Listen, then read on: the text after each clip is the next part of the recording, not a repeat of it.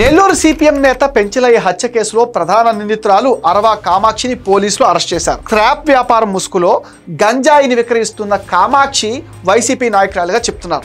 ఆ పార్టీ అధికారంలో ఉండగా 2023లో వైసీపీ తీర్థం పుచ్చుకున్న కామాక్షి వైసీపీ నేతల అండదండలతో భారీగా గంజాయి వ్యాపారం ప్రారంభించింది.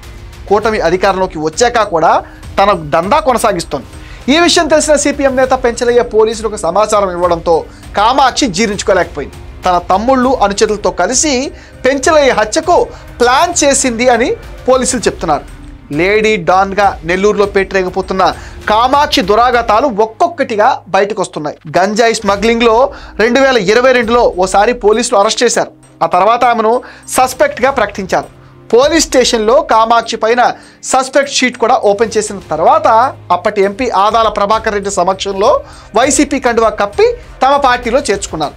2023 ఆగస్టులో అఫీషియల్గా వైసీపీలో చేరిన కామాక్షి ఆ తర్వాత దాదాపు ఏడాది పాటు వైసీపీ నాయకురాలుగా నగరంలో అరాచకాలు కొనసాగించింది. కూటమి ప్రభుత్వం వచ్చిన తర్వాత బయట తిరగడం మానేసిన తన గంజాయి వ్యాపారం మాత్రం ఆపలేదు.